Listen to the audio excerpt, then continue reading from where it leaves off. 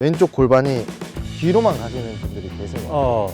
그렇기 때문에 얼리 익스텐션이 나오고 어깨가 앞으로 튀어나오는 경우가 많은데 골반도 똑같다는 거죠. 백스윙 할 때는 오른쪽이 좀 올라가고 그걸 생각하셨을 때는 점점 가속을 하는 걸 목표로 해야 되는데 그 가속할 때 가장 큰 포인트는 하체가 멈추면 안 된다.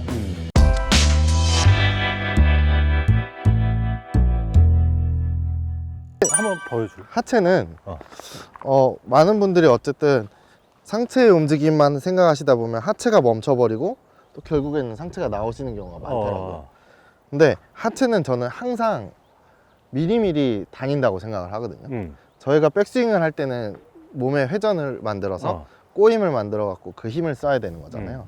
근데 다운스윙이 시작하는 순간부터는 하체는 멈추는 순간이 없고 피니시까지 쭉 지나가야 된다고 생각을 해요.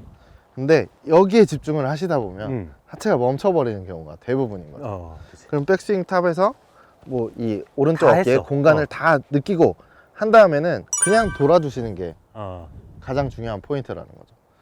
근데 돌아주실 때 중요한 점은 딱 하나가 있는 게 보통 스윙을 할 때 돌아주시면 그냥 완전 왼쪽 골반이 뒤로만 가시는 분들이 계신 거예요. 그렇기 때문에 얼리 익스텐션이 나오고 어깨가 앞으로 튀어나오는 경우가 많은데, 자, 저희가 어쨌든 어드레스를 하면 몸을 숙여놨잖아요. 숙여놓으면 여기에 바지 보면은 정면에서 봤을 때 주름이 생겼죠. 이 주름을 조금만 유지하면서 회전을 한다고 하시면은 조금 빠지거나 얼리 익스텐션 되는 경우를 많이 막을 수 있는데, 자, 이걸 보이지가 않잖아요. 주름이 보이지가 않는데 저희가 느낄 수 있는 건 또 몸의 감각은 오른쪽 골반이 오른쪽 골반이 왼쪽 말고 오른쪽. 왼쪽 골반을 안 빼려고 하시면은 잡혀버려요.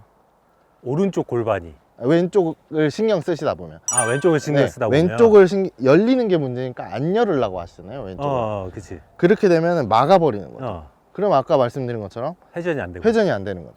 그래서 오른쪽 골반을 다운스윙 시작하고 계속 목표까지 그냥 보내준다고 생각하시면 근데 그 대신에 이제 이 접혀져 있는 이 느낌을 그대로 유지하면서 그냥 돈다라고 생각을 하고 그게 유지가 되려면 오른쪽 어깨가 백스윙 때는 왼쪽 어깨가 낮아졌죠. 그리고 공 맞을 때 오른쪽 어깨가 낮아지고 팔로우 때 오른쪽 어깨가 낮아지듯이 골반도 똑같다는 거죠. 백스윙 할 때는 오른쪽이 좀 올라가고 왼쪽이 내려가고, 공 맞을 때는 평행으로 왔다가 그리고 왼쪽 골반이 올라가고 오른쪽이 낮아지는 거죠. 이해했어. 똑같이 이거 그러면 결국은 어깨 되는 거를 밑에다 대놓고 똑같은 느낌으로 회전을 하시면 밑으로 와 있고, 공 맞고 나서는 오른쪽이 밑으로 와 있고. 근데 이거를 이렇게만 생각을 하신 것 같아요. 그치. 많은 분들이. 맞아. 높이를 똑같이 생각을 하시니까 자꾸 빠지는 게 나오고 또 일어나는 게 나오고 하시는 현상들이 많이 나오는 거죠. 거기에 그냥 이 느낌을 생각을 하면서 계속 힘을 뺀 상태에서 이제 이 간격 유지하고 이제 스윙을 하면 조금 더 일관성 있고 좀 예쁜 드로우를, 그리고 조금 더 파워풀해질 수 있고 좀 더 힘이 실리고 힘이 실릴 수 있고. 그러니까 어쨌든 스윙을 하면서 멈추는 부분은 없잖아요. 그렇지. 항상 백스윙 탑에서도 조금 이제 전환 동작에서 연결이 되기까지의 시간이 로딩되는 시간이 좀 필요하긴 하지만 스윙에서는 한 번도 멈추는 적은 없거든요. 그치. 저희가 그걸 생각하셨을 때는 점점 가속을 하는 걸 목표로 해야 되는데, 그 가속할 때 가장 큰 포인트는 하체가 멈추면 안 된다는 거죠. 왜냐하면 팔로만 치면 안 되니까. 그치. 그러면 두 개를 이제 잘 연습을 해서 어떻게 보면 동환이처럼 이제 예쁜 드로우를 한번 만들어내야지. 제가 왼발이 조금 많이 돌아가는데 이건 어릴 때부터 습관이니까. 근데 나도 왼발을 잘 못 잡아. 감안하고 생각하시면 되겠습니다. 근데 진짜 설명을 듣고 지금 내가 어깨만 봤거든?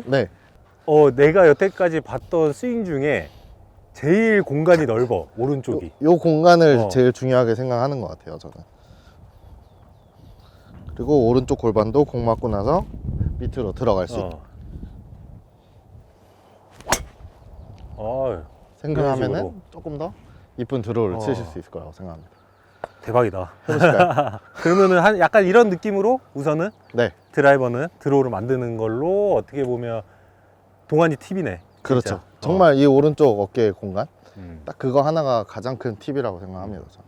그리고 이제 이제 드라이버는 이렇게 하는데 네, 또 들었기로는 네, 미국 투어랑 일본 투어를 뛰면서 우리가 이제 페어웨이가 한국하고 좀 완전 다르지. 나는 솔직히 미국은 아예 가본 적이 없어서 네, 뭐 듣기로는 되게 타이트하다 그랬거든. 거의 바닥하고 네. 공하고 해서 이제 무조건 다운블로로 공을 어떻게 보면은 쳐야 되는 네.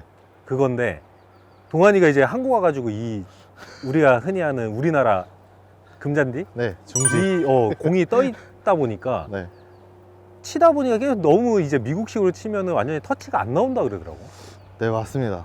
그것 때문에 좀 고생을 좀 가끔씩 한국 투어에 그래도 이제 초대를 받고 한 번씩 뛰게 되면은 네, 성적이 안 나왔던 이유 중에 하나가 아이언 터치가 안 나왔다라고 하는데 우리가 흔히 아마추어 분들이 다운블로를 막 치려고 노력을 한단 말이야. 네, 하기는 하는데 뭐 일어나진 않지만 근데 또 그게 이제 떠 있다 보면 사람들이 이제 걷어친다라고 표현을 하잖아. 네. 약간 쓰러치는 그렇죠. 했을 때 거리도 안 나고 뭐 이런 얘기를 하는데 혹시 동환이는 아이언을 칠 때 조금 중점적으로 뭐 이런 부분 너가 고민했었던 부분을 조금 보완하려고 했던 팁이 있어?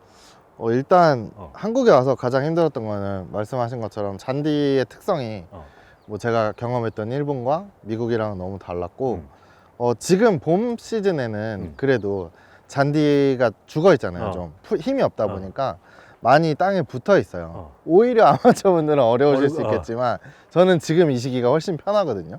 거꾸로네. 네. 근데 여름에는 이제 잔디가 자라고 힘이 생기다 보니까 공이 점점 뜨는 거죠.